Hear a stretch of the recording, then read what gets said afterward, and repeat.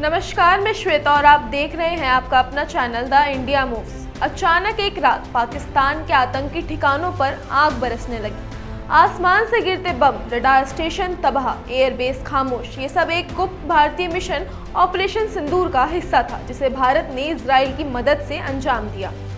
भारत और इजराइल के बीच रक्षा सहयोग कोई नया नहीं है, लेकिन इस ऑपरेशन ने दोनों देशों के रिश्तों को एक नई ऊंचाई पर पहुंचा दिया। ऑपरेशन सिंदूर के दौरान भारत ने इजराइल से मिले हारोप और हार्पी ड्रोन का जबरदस्त इस्तेमाल किया।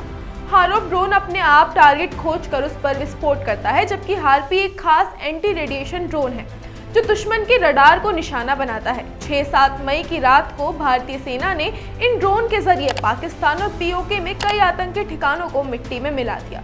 जवाबी हमले में जब पाकिस्तान ने 7 मई को भारत के सीमावर्ती इलाकों में ड्रोन से हमला किया, तो भारत ने 8 मई की सुबह सीधे लाहौर के पास पाकिस्तानी रडार स्टेशन को ध्वस्त कर दिया इजराइल के हार्पी ड्रोन से।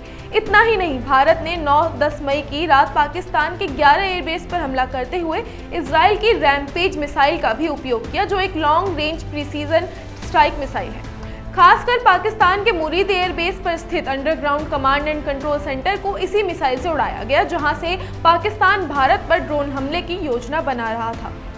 वहीं पाकिस्तान द्वारा सिरसा एयरबेस पर दागी गई फतेह 2 मिसाइल को भारत ने MRSAM मिसाइल से मार गिराया, जिसे DRDO ने इजराइल के साथ मिलकर तैयार किया था। इस पूरी कार्रवाई ने दिखा दिया कि भारत और इजराइल की दोस्ती अब सिर्फ कूटनीतिक नहीं बल्कि सामरिक स्तर पर भी बेहद मजबूत हो चुकी है।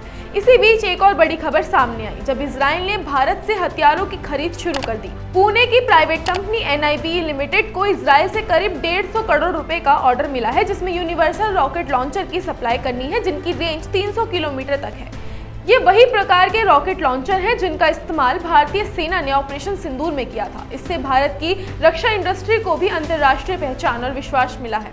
इतना ही नहीं, इजराइल की सुरक्षा जरूरतों में भी भारत की कंपनियां बड़ी भूमिका निभा रही हैं।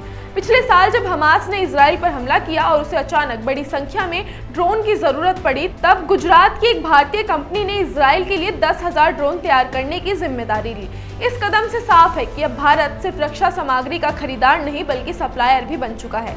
भारत और इजराइल की ये गहराती साझेदारी अब सैन्य रणनीति, तकनीक और इंडस्ट्रियल कोऑपरेशन तक फैल चुकी है।